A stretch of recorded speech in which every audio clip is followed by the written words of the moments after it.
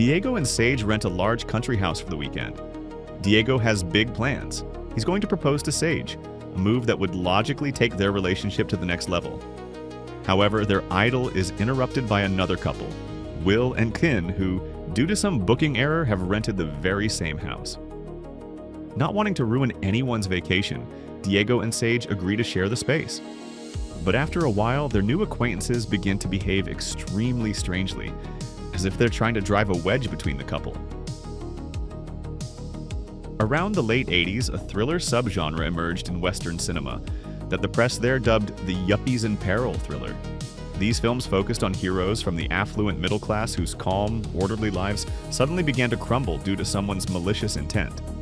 Classic examples of this subgenre are Adrian Lyne's Fatal Attraction or Curtis Hanson's Bad Influence, worthy and respected films.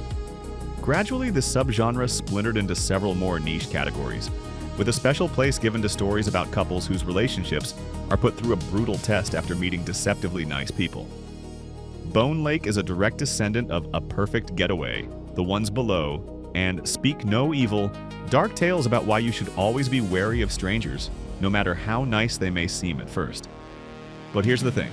While A Perfect Getaway developed this idea within the style of an adventure action thriller and caught viewers off guard with a brilliant plot twist, and Speak No Evil built a terrifying psychological horror from this premise, Bone Lake only simulates frantic activity. To be fair, the film's screenwriter Joshua Friedlander and its director Mercedes Bryce Morgan aren't just repeating a familiar formula. They try to play it through the lens of an erotic thriller and intimacy in the broader sense of the word. But all their attempts to dig a little deeper than the most obvious cliched moves lead nowhere. The authors reduce everything to a banal conclusion. Tell each other the truth because everything is built on trust, and steer the film into a straightforward, trashy thriller.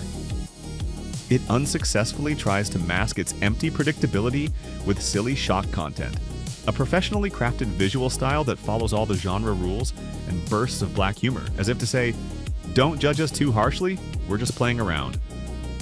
Overall, Bone Lake is marked by a stamp of derivativeness and half measures in everything. It promises a lot but delivers little. The almost extreme prologue remains its peak. The film desperately wants to seem bold, edgy, and sharp-toothed, but it assiduously avoids even simple nudity. All the rebellion is shouldered by an old banger from the punk band, The Exploited on the soundtrack, with the telling title Sex and Violence. Even the casting seems deliberately designed to evoke unnecessary associations. There are no acting complaints against Marco Pigossi and Maddie Hasson, who play Diego and Sage, but it feels like they landed their roles here due to an extreme resemblance to the far more popular Florence Pugh and Jason Bateman. Individually, none of these things is a crime, but together, they leave you with the feeling that you've been served a salad made from ingredients that are about to expire. Technically, you can't fault it, but good chefs don't work that way.